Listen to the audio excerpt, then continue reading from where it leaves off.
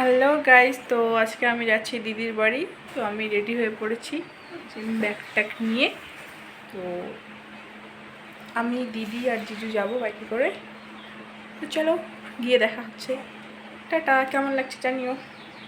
তো আমাদের বাড়ি থেকে দিদিদের বাড়ি হচ্ছে ডিস্টেন্স ধরে নিন এই 7-8 কিলোমিটার। তো বেশি সময় লাগে না, 9-10 মিনিট লাগে বাইকে করে। তো এদিকে হচ্ছে আমাদের বাড়ির রাস্তাটা আর কি, ওইদিকে শ্মশানটা দেখালাম।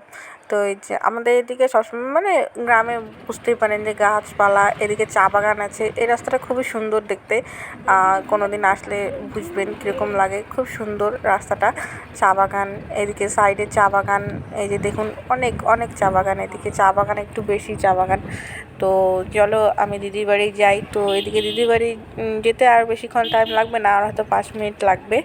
তো দিদির বাড়ি গিয়ে তারপর দেখা হচ্ছে। দিদির বাড়ির এদিকে রাস্তায় চলে আসি, এদিকটা একটু অন্যরকম। ওইদিকে আমাদের এদিকে যেমন বাগান গাছপালা বেশি, এদিকে অত নেই। তো চলো দিদির বাড়ি যাচ্ছি, আর জিজুর সামনে বাইক চালাচ্ছে, মাঝখানে দিদি আর শেষে আমি। তো দিদির বাড়ি চলে আসলাম। তো এখন এসেই আমার দিদির ননদ আর কি, দিদির ননদ নিল, ভাগ্নিকে নিল। তো ওকে দেখাই, চলো ওর সাথে এখন আড্ডা টাড্ডা মারবো। তো এই যে আমার দিদির ননদ, সুকুন ডার্লিং আমার। তো আমি ডার্লিং।